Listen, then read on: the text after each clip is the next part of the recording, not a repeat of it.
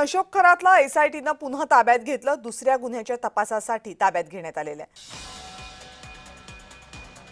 एसआयटीचं पथक कारागृहाकडे रवाना झालंय। अशोक खरात याचा आज ताबा घेणार। अशोक खरात याला पहिल्या गुन्ह्यामध्ये न्यायालयीन कोठडी सुनावण्यात आली, त्यानंतर आता दुसऱ्या गुन्ह्यात त्याला ताब्यात घेण्यासाठी एसआयटीनं न्यायालयाकडे अर्ज केला होता। न्यायालयाने हा अर्ज मंजूर केला। एसआयटीकडून अशोक खरातच्या अटकेची कारवाई सुरू झाली। उद्या ताब्यात घेणार अशी चर्चा सुरू असताना अशोक खरात याला आजच एसआयटी ताब्यात घेणार असल्याची सूत्रांची माहिती आहे।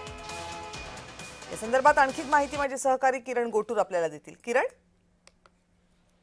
कविता, आपल्याला माहिती आहे की अशोक खरातला आज न्यायालयीन कोठडी मिळालेली होती। जो पहिला गुन्हा दाखल झालेला आहे त्या संदर्भात न्यायालयीन कोठडी मिळाल्यानंतर दुसऱ्या गुन्ह्यामध्ये अशोक खरातला आणखीन एकदा पोलीस कोठडी मिळावी किंवा जे एसआयटीच्या ताब्यात द्यावा अशा पद्धतीचा अर्ज जो आहे तो एसआयटी टीम कडून न्यायालयामध्ये करण्यात आलेला होता। आणि त्यानंतर उद्या अशोक खरातला न्यायालयामध्ये हे जे हजर केलं जाणार होतं, पण त्या आधीच आज एकूणच एसआयटी टीमने नाशिकच्या कारागृहातून अशोक खरातचा ताबा घेतल्याचं आपल्याला बघायला मिळतोय। मागच्या 13 दिवसांपासून एसआयटी कडून अशोक खरात प्रकरणात अत्यंत वेगाने तपास करण्यात येत आहे। आतापर्यंत 11 गुन्हे हे अशोक खरातवरती दाखल झालेले आहेत। 8 गुन्हे महिलांनी अत्याचार आणि लैंगिक शोषण संदर्भात हे दाखल केलेलं आहे। पण पहिल्या गुन्ह्यामध्ये न्यायालयीन कोठडी मिळाल्यानंतर आता आणखीन एकदा जे एसआयटी टीमने अशोक खरातला ताब्यात घेतल्याचं बघायला मिळत आहे।